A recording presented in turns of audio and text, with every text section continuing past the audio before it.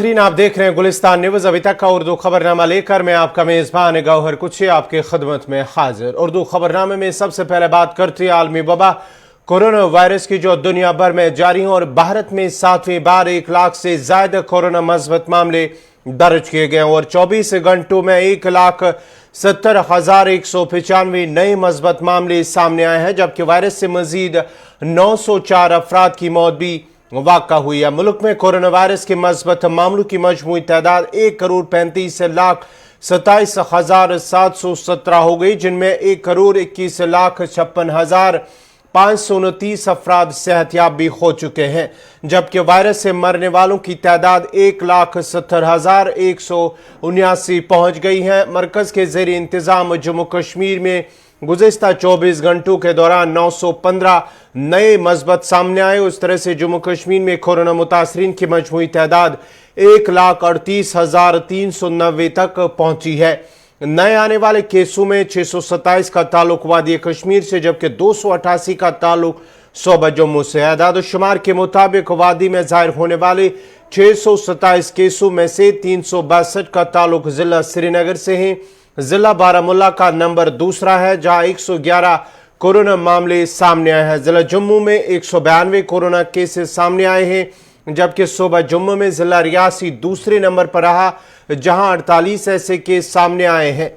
जम्मू कश्मीर में पिछले 24 घंटों में मजीद 5 अफराद की मौत के साथ ही मालकून की मजमूई तादाद 2034 तक जा पहुंची है। उधर आलमी इदारे सेहत ने कहा है कि वैक्सीन लगवाने के बाद एहतियाती तदाबीर छोड़ना कोरोना वायरस के फैलाव का सबब बन रहा है। WHO ने कहा कि दुनिया भर में कोरोना वायरस केसेस और अमवात में इजाफा वैक्सीन को नजात दहिंदा समझने के बायस हो रहा है। आलमी इदारे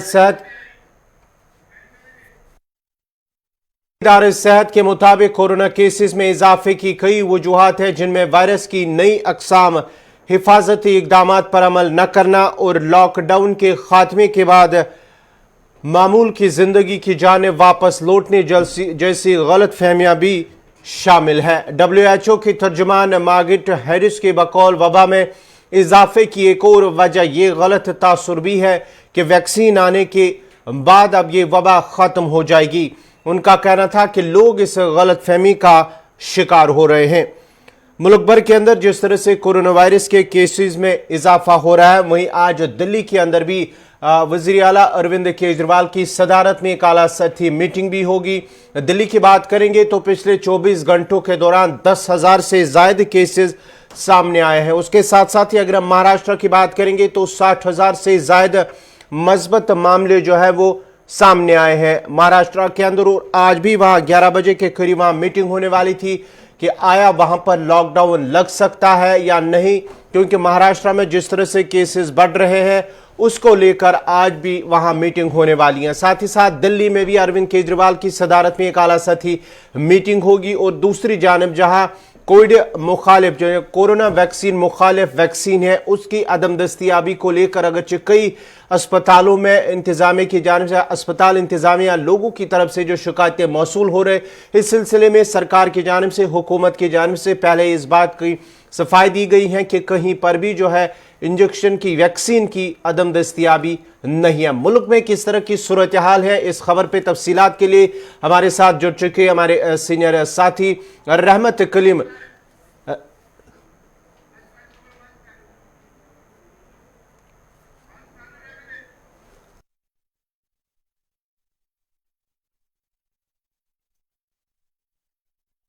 किस तरह की सूरत हाल है, रहमत हमारे साथ जुड़ चुके हैं। रहमत, जिस तरह से मुल्क के अंदर हालात बने हुए हैं कोरोना वायरस को लेकर, 1,70,000 लगातार 7वीं बार 1 लाख से ज्यादा मस्बत मामले सामने आना, कहीं ना कहीं सवाल तो उठ रहे हैं। जी बिल्कुल, सवाल उठ रहे हैं और बहुत ही जोरों शोर से सवाल उठ रहे हैं, उठने भी चाहिए, क्योंकि जब पहला दौर आया था कोरोना वायरस का, पहला स्पाइक था, पहला वेव था, तब हम किस तरह की तैयारी कर रहे थे। उसके बाद बीच में जो राहत का मौका मिला था, जब हमें संभलने का मौका मिला था, उस वक्त हम कहाँ थे, ये एक बड़ा सवाल है, जिसकी वजह से आज जो सूरत हाल है कहीं ना कहीं इशारा कर रही है कि उस बीच में हम आराम कर रहे थे। आज 1,70,000, 1,75,000 या 1,60,000 के आसपास केसेज आते हैं। तो ये अपने आप में बड़ा सवाल है। सबसे पहले हम याद करेंगे जो करीब 2019 में ही जो WHO की तरफ से, वहां के एक्सपर्टीज की तरफ से कहा गया था कि हिंदुस्तान में इसका सबसे ज्यादा असर हो सकता है, आबादी के हिसाब से कहा गया था। और ये कहीं ना कहीं जो दावा किया गया था ये गुज़श्ता साल गलत साबित हुआ, लेकिन इस साल अब जाकर ये सच साबित होता हुआ दिखाई दे रहा है। चूंकि ये अपने आप में नया रिकॉर्ड है आलमी सतह पर। एक दिन में एक मुल्क में 1,70,000 से ज्यादा केसेज अगर रिपोर्ट होते हैं तो ये अपने आप में हैरान कुन बात है। लेकिन अभी जो खबर मिली है, दो खबर जिसकी तरफ आप इशारा कर रहे थे, महाराष्ट्र की और दिल्ली की। दिल्ली हिंदुस्तान की राजधानी और महाराष्ट्र अपने आप से मईशत के एतबार से और तिजारत के एतबार से जो राजधानी कहलाती है, दोनों की सिचुएशन कहीं ना कहीं खराब है और बहुत ही खराब है। लेकिन सबसे ज्यादा खराब महाराष्ट्र की, और महाराष्ट्र पहले दिन से ही कोरोना के मामले में टॉप पर रहा है। महाराष्ट्र में आज बहुत ही अहम मीटिंग होने वाली है सीएम उद्धव ठाकरे की, और इसमें हकीकी तौर पर जो तस्वीर है उस तस्वीर को देखते हुए जो फैसला लेना है वो फैसला बता रहा है कि हफ्ता 10 दिन का महाराष्ट्र में लॉकडाउन का ऐलान किया जा सकता है। आज डिप्टी सीएम के साथ बहुत ही अहम मीटिंग है, क्योंकि पिछले दिनों जब ऑल पार्टी मीटिंग हुई थी महाराष्ट्र में, तब बीजेपी की तरफ से जो राय रखी गई थी वो यही कि लॉकडाउन मसले का हल नहीं है। सीएम उद्धव ठाकरे का कहना है कि लॉकडाउन के अलावा दूसरा कोई रास्ता है तो आप मुझे बताएं। अभी तक दूसरा रास्ता नहीं निकला। वजह क्या है लॉकडाउन करने की? दो जो फैक्ट है वो बताना इसमें जरूरी है। महाराष्ट्र में करीब 75% ऐसे आईसीयू बेड्स हैं जो फुल हो चुके हैं। 12 डिस्ट्रिक्ट ऐसे हैं जहां एक भी बेड खाली नहीं है। कई रेलवे की बोगी में देखा गया आइसोलेशन वार्ड बनाया गया है। साथ ही साथ जो एक्सपर्टीज की राय है या फिर जो सर्वे हुआ है उसमें पता चल रहा है कि 95% ऐसे मरीज है जिनको अगर घर में ही रखा जाए तो वो ठीक हो सकते हैं। इमरजेंसी की हालत में अस्पताल लाने की जरूरत होगी, लेकिन अस्पताल पर जब बोझ बढ़ जाता है, अस्पताल में डॉक्टर की कमी हो जाती है, बेड की कमी हो जाती है, ऑक्सीजन 40% तक के खत्म हो चुका है वहां, यानी फुल है, 60% ही बचे हुए। तो ये सब चीजें जो मेडिकल फैसिलिटीज है, जो वहां कह लें कि वहां के अस्पताल की जो सूरत हाल है उसकी खराब सूरत हाल, यानी उस पर बोझ बढ़ता हुआ दिखाई दे रहा है। इसलिए महाराष्ट्र में लॉकडाउन करना जरूरी है, यह सीएम उद्धव ठाकरे की तरफ से कहना है। और आज इसी पर फैसला किया जाना, सामना में सीधे तौर पर लिख करके कहा गया है। जो बीजेपी की राय अलग है कि लॉकडाउन नहीं की जानी चाहिए, तो बीजेपी कोई अपनी अलग राय दे कि इसका मुतबादिल अल्टरनेट क्या होगा। एक, महाराष्ट्र में तस्वीर साफ हो चुकी है। 60 से 70% अगर अकेले महाराष्ट्र कोरोना के केसेस आ रहे हैं मुल्क की सतह पर, तो फिर महाराष्ट्र की सरकार के सामने दूसरा कोई ऑप्शन नहीं है कि वो लॉकडाउन के अलावा दूसरा कोई। रहमत, यहां आपसे जानना चाहूंगा, जिस तरह से दिल्ली की अगर हम बात करेंगे, एक हफ्ते के दौरान जहां पर पहले 3,000 के केसेस आए थे या 2500 केसेस आए थे, अब एक हफ्ते के बाद ही 10,000 से ज्यादा केसेस सामने आना, कहीं ना कहीं उस पर भी सवाल उठे किस तरह से अब पाबंदियां लग सकती, क्या यहां पर भी लॉकडाउन लग सकता है? क्योंकि अरविंद केजरीवाल का मानना है कि लॉकडाउन अगर वो इसके हक में नहीं है, लेकिन लॉकडाउन जैसी सूरत-हाल पैदा हुई है। जी बिल्कुल, देखिए महाराष्ट्र की जो तस्वीर हमने आपको बताई कि वहां अस्पताल पर बोझ बढ़ गया, इसलिए लॉकडाउन करना मजबूरी है। अरविंद केजरीवाल ने यही कहा कि अगर हमारे अस्पताल पर बोझ बढ़ता है तो हमारे पास दूसरा कोई रास्ता नहीं है। वैक्सीनेशन का काम तेजी से चल रहा है, जिस तेजी से वायरस फैल रहा है उससे ज्यादा तेजी के साथ हमें वैक्सीनेशन करना है, ये सीएम अरविंद केजरीवाल का कहना है। अभी हेल्थ मिनिस्ट्री की तरफ से, दिल्ली के हेल्थ मिनिस्टर सत्येंद्र जैन की तरफ से कहा गया है कि हमारे पास बेड्स की जो अभी तादाद है वो 190 उसमें फुल है। अभी हमारे पास बेड है अच्छी तादाद में, लेकिन हमने और सेंटर से गुजारिश की है कि वो और बेड दे। लेकिन सूरत हाल अभी जो पिछले एक हफ्ते में बनी है, 3,000 से 10,000 तक अचानक से आना, ये अपने आप में बता रहा है कि दिल्ली में भी दूसरी लहर, ये दिल्ली में पहली लहर को बहुत अच्छे अंदाज में दिल्ली ने कंट्रोल किया था, दूसरी लहर काफी तेजी के साथ बढ़ती जा रही है। इसीलिए केजरीवाल सरकार का कहना है कि हमारे पास अस्पताल पे बोझ बढ़ेगा। अवाम ने साथ नहीं दिया, जैसे पहले स्पाइक में नहीं साथ दिया था, जिसकी वजह से अब बढ़ता हुआ दिखाई दे रहा है। अगर साथ नहीं दिया और मेडिकल कहीं ना कहीं रास्ते पर चल करके हमें मजबूरियां हुई, तो फिर हमारे पास दूसरा कोई रास्ता नहीं होगा। एक, हम वैक्सीनेशन तेज कर सकते हैं, दूसरा ये कि हम लॉकडाउन कर सकते हैं ताकि लोगों का घर पर इलाज हो, अस्पताल से बोझ कम हो। तो दिल्ली में भी आज बहुत ही अहम मीटिंग है और इस मीटिंग में तय होगा। लेकिन एक बात आपको बता दें कि अभी जो सूरत हाल है दिल्ली में, वो एक हफ्ते बाद आपको यही सूरत हाल नहीं दिखाई देगी। रहमत, वैक्सीनेशन पर आने से पहले, क्योंकि जिस तरह से शिकायतें वैक्सीनेशन को लेकर, उससे आने से पहले हम जरा जम्मू का रुख करते हैं, क्योंकि जम्मू से हमारी जो है नुमाइंदा प्रियंका गुप्ता हमारे साथ जुड़ी है। प्रियंका, जम्मू कश्मीर की अगर हम बात करेंगे या खासकर जम्मू की बात करेंगे, जम्मू डिस्ट्रिक्ट की बात करेंगे, वहां पर भी आए रोज उसमें उछाल देखने को मिल रहा है। Corona cases. जम्मू अगर हम बात करेंगे तो जम्मू डिस्ट्रिक्ट इस वक्त जो है कश्मीर श्रीनगर के बाद जो पहले नंबर पर जम्मू डिस्ट्रिक्ट है, उसके बाद रियासी में, और कई ऐसे इलाके हैं जिन्हें माइक्रो कंटेनमेंट जोन करार दिया गया। वहां पर तो पाबंदियां आयद है, लेकिन जो खबर फिलहाल वहां से आ रहे हैं कि वहां पर सभी लोगों को, जो वहां पर रिहायश पजीर लोग हैं, जितने भी लोग हैं, उनका टेस्टिंग किया जाएगा। बिल्कुल गौर, मैं आपको बता दूं कि अगर हम जम्मू की बात करें तो जम्मू से भी रिकॉर्ड तोड़ कोरोना के केसेस सामने आ रहे हैं, और उसी के चलते जिस तरह के कदम एडमिनिस्ट्रेशन की तरफ से उठाए जा रहे हैं। सबसे पहले मैं आपको बता दूं कि धारा 144 कुछ एरियाज में लगा दी गई है कंटेनमेंट। जुलाका मोहल्ला, क्रिश्चियन कॉलोनी, जैन बाजार, बख्शीनगर, रेशमगढ़, न्यू प्लॉट, रिहाड़ी, कच्ची शामी, डोगरा हॉल, कनक मंडी, संजय नगर और रामपुरा, इन सबको कंटेनमेंट जोन डिक्लेयर किया गया है। और वहीं पर दूसरी ओर माइक्रो कंटेनमेंट जोन डिक्लेयर किया गया है केनाल रोड, यूनिवर्सिटी रोड और कानाचक को। और साथ ही आपको मैं बता दूं, अगर मैं बात करूं अस्पतालों की, तो जीएमसी जब पहली लहर कोरोना की आई थी तो जीएमसी तब उतना तैयार नहीं था और हमेशा सुर्खियों में था अपनी कमियों के कारण। अब पूरी तरह से तैयारी जीएमसी अस्पताल की तरफ से भी देखी जा रही है। सबसे पहले बता दूं मैं, हाई डिपेंडेंसी वार्ड और साथ ही आइसोलेशन को, जो क्रिटिकल केसेस होंगे कोविड के, उसके लिए तैयार किया गया है। बहुत सारे अस्पताल तैयार किए जा रहे हैं कोविड अस्पताल बनाने के लिए। वहीं पर दूसरी ओर जो वार्ड्स हैं, कुछ वार्ड्स को भी अल्टरनेटिव तौर पर रखा गया हुआ है। 11, 7, 14 और 15 इन पर वेंटिलेटर्स लगाए जा रहे हैं। ऑक्सीजन की सुविधा यहाँ पर होगी और ऑक्सीजन प्लांट की तैयारियां जो है वो भी जोरों शोरों से जीएमसी में जारी है। तो पहली बार हम मान सकते हैं कि तैयारी नहीं थी, पता नहीं था कोरोना कैसे आया, कब आया। जो दूसरी लहर आ रही है उससे पहले ही तैयारियां मुकम्मल होती नजर आ रही हैं। वहीं पर मैं एजुकेशन इंस्टीट्यूशंस की बात करूं अगर जम्मू में, तो जम्मू यूनिवर्सिटी में जैसे ही गर्ल्स हॉस्टल में करीबन 50 के करीब कोविड केसेस सामने आए तो जम्मू यूनिवर्सिटी को पूरी तरह से बंद कर दिया गया। वहीं पर गर्ल्स हॉस्टल से जब सामने आए तो वहीं बॉयज हॉस्टल में जब रैंडम टेस्टिंग की गई तो वहां से कोई भी केस सामने नहीं आया। और उनका ये कहना था, बॉयज हॉस्टल जिन लड़कों से बातचीत की हमने, उनका ये कहना था कि हमने पूरी तरह से एसओपीज का पालन किया है, इसकी वजह से यहाँ पर एक भी कोविड पॉजिटिव केस नहीं पाया गया है। प्रियंका, अगर हम ग्राउंड की बात करेंगे, क्योंकि आप भी वहां पर मौजूद हैं ग्राउंड लेवल पर, किस तरह, क्या लोगों की जानिब से एसओपीज को फॉलो किया जा रहा है, या कि अभी भी लोग जो है वो लापरवाही बरत रहे हैं?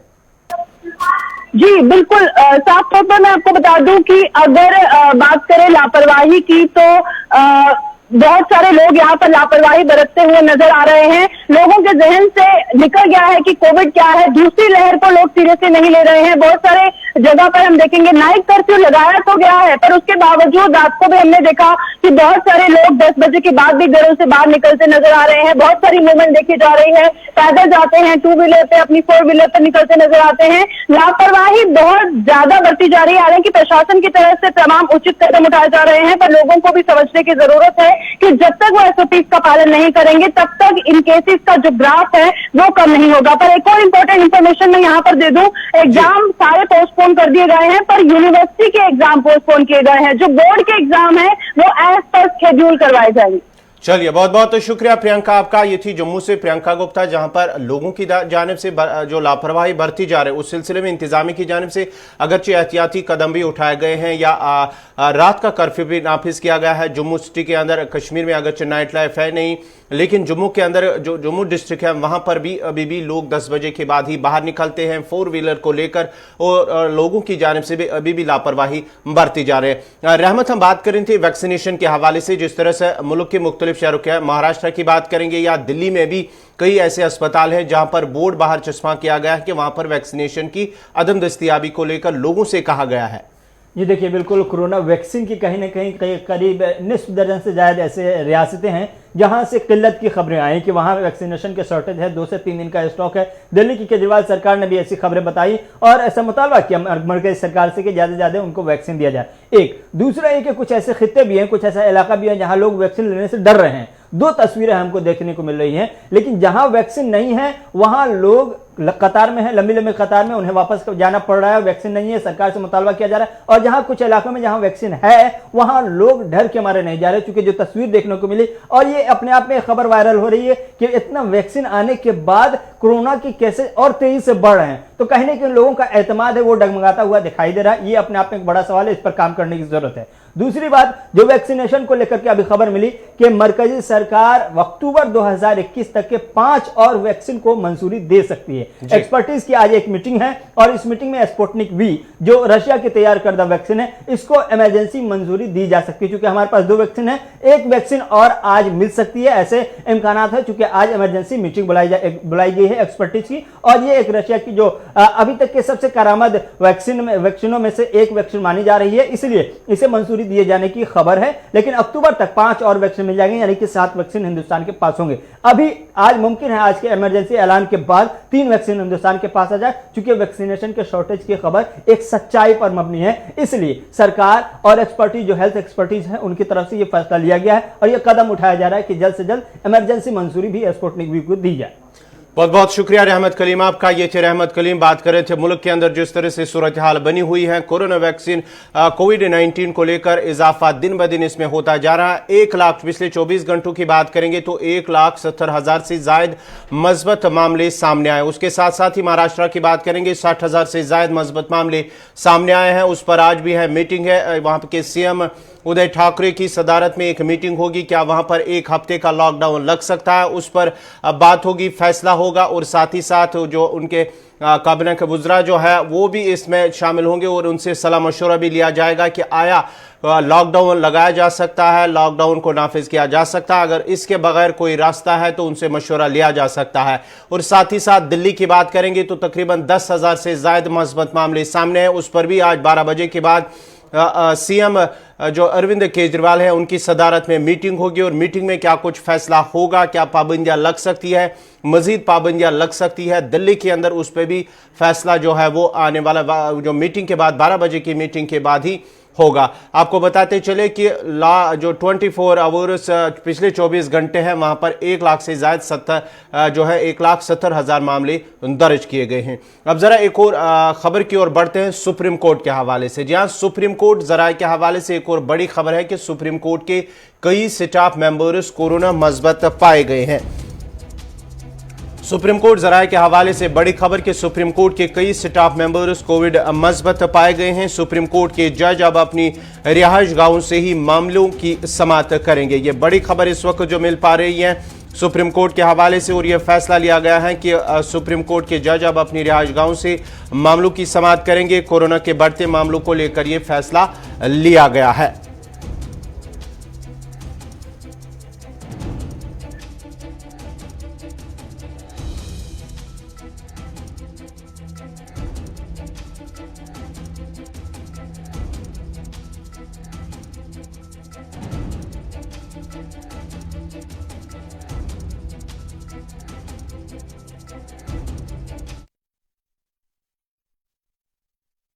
करते हैं इंडोनेशिया के जजीरे जावा में 6.1 शिद्दत के जलजले में अब तक 1,300 इमारतें मुनहदिम और 8 अफराद हलाक हो गए हैं, जबकि सैकड़ों अफराद अभी भी लापता है। रिपोर्ट के मुताबिक इंडोनेशिया के जजीरे जावा में एक बार फिर जलजले के शदीद झटके महसूस किए गए हैं, जिसकी रेक्टर स्केल पर शिद्दत 6.1 थी और जलजले का मरकज जुनूबी साहिल में 10 किलोमीटर गहराई में था।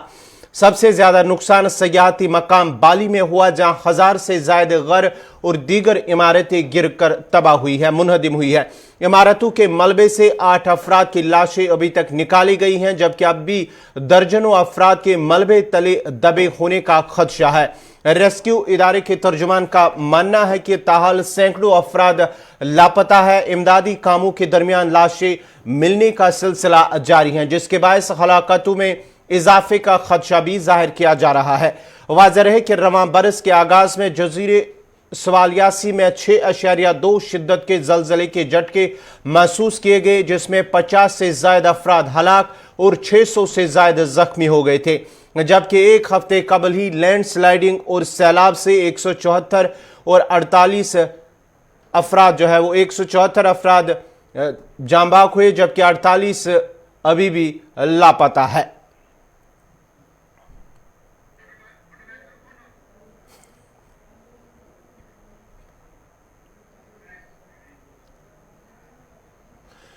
सऊदी अरब में हौसी बागियों के बैलिस्टिक मिसाइल और ड्रोन हमलों की वजह से बंद जिद्दा के इंटरनेशनल एयरपोर्ट को कई घंटों बाद परवाजों के लिए खोल दिया गया है।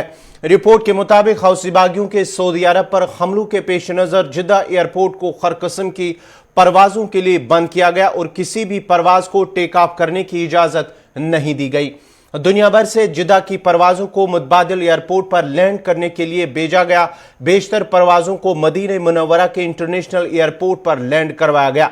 बदजां सिक्योरिटी क्लियरेंस मिलने के बाद ही जिद्दा के किंग अब्दुल अजीज इंटरनेशनल एयरपोर्ट को परवाजों के लिए खोल दिया गया है। जिद्दा किंग अब्दुल अजीज इंटरनेशनल एयरपोर्ट सिक्योरिटी वजूहात की बिना पर 5.5 घंटे तक बंद रहा। मकामी वक्त के मुताबिक रात 3:03 पर सऊदी एयरलाइन की कार्गो फ्लाइट ने लैंड की है। एविएशन जराये के मुताबिक फ्लाइट नंबर SV954 नैरोबी से वतन वापसी पहुंची। 25 मिनट तक हवा में वो चक्कर काटने वाली इथोपियन एयरलाइंस की परवाज भी 3:05 पर लैंड कर गई है।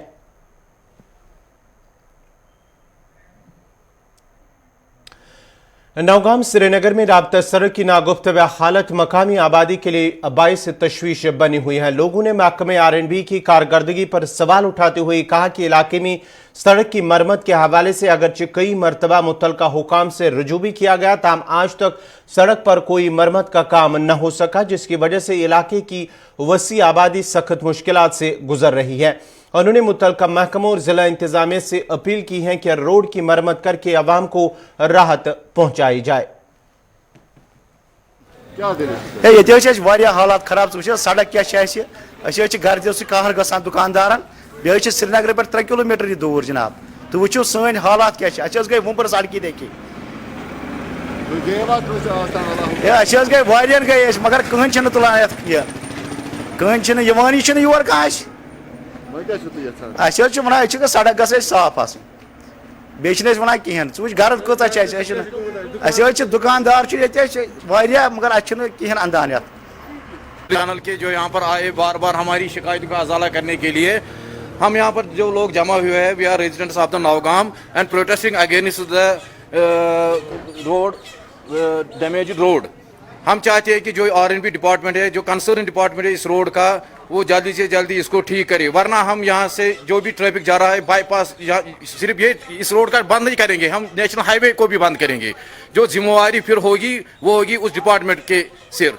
और हम जो यहाँ पर जो DDC साहब है बिलाल साहब, उससे भी हम रिक्वेस्ट करते हैं कि मेहरबानी करके एज सुन एज पॉसिबल ये जो प्रॉब्लम है हमारी इसको ठीक अजाला करें। Thank we are surviving near about 3 years। So आप खुद ही जान लीजिए कि कितने मुश्किलात से हम गुजर रहे हैं। न ड्रेन है, न सड़क है, न पानी है। सो कम से कम हमारा रोड जो है ये ठीक किया जाए जल्द से जल्द, ताकि यहाँ पर जो भी प्रॉब्लम है, गाड़ियों की प्रॉब्लम, घर की प्रॉब्लम होती है, दुकानदार जो उनका माल है वो ख़राब हो रहा है घर की वजह से। यहाँ पर जो है फूड आइटम्स जो बेचते हैं, यहाँ पर देखो ये चिकन का शॉप है, वो मिल्क शॉप है, या यहाँ पर है ये रोटी मेकर जो यहाँ पर है, ये क्या करेंगे? They are helpless because of this dust of the road. So we are again requesting to the Honorable Governor Sahib and DDC of this area, so as soon as possible solve this problem of this area. Thank you, sir. इसी के साथ ही अभी तक का उर्दू खबरनामा इख्तिताम पज़ीर हुआ चाहता है। अपने मेज़बान गौहर कुची को इजाज़त दीजिए। अल्लाह हाफ़िज़।